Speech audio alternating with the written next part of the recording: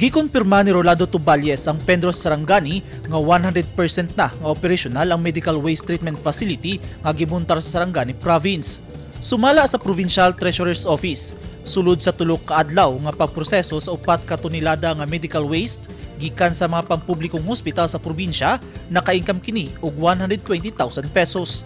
Ang pasilidad gitawag og pyroclave nga kayang mutunaw og 1.6 ka tonelada sulod sa 8 ka oras. Nakakonsepto ang Sarangani Medical Waste Treatment Facility sa tinguha ni Governor Steve Chong Biansulon sa iyang programang Sulong Kalikasan aron dunay saktong kabutngan ang mga infectious waste, pathological waste, pharmaceutical waste lakip na ang uban pang toxic o hazardous materials.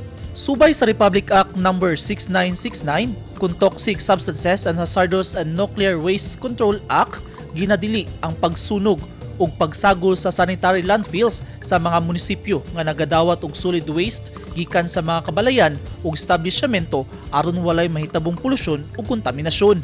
Dungan sa pagproseso nga mahimong level 1 hospital ang Kiamba Municipal Hospital nga gisundan sa Glan, Malungon ug Sarangani Provincial Hospital. Alang sa accreditation ug renewal, gikinahanglan sa Department of Health ug PhilHealth ang waste management sa mga ospital.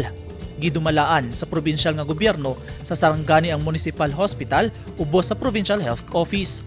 Gigahinan og pondo sa Kapitolyo sa Sarangani ang Medical Waste Treatment Facility nga giaprubahan sa mga board members ug mga opisyal sa Sarangani Capitol.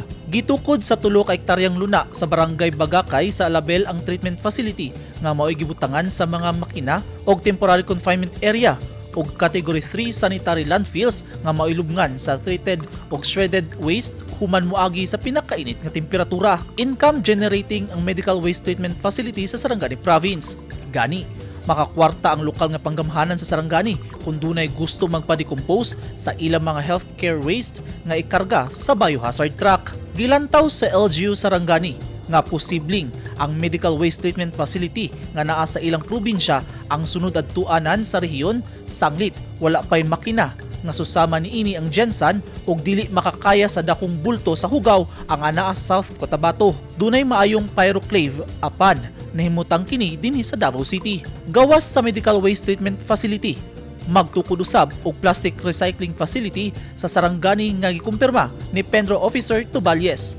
Magikan sa Environmental Management Bureau o DENR-EMB ang mga makina alang sa plastic recycling nga milyon usab ang kantidad. Ang maong makina makamugna og brakes, lingkuranan ug uban pang produkto gikan sa plastic nga iagi sa proseso. Ang mga ordinaryong residente sa probinsya sa Sarangani ang makakwarta ug makabenepisyo sa maong pasilidad. Eugene Hinutan, Newsline Philippines. Stay safe!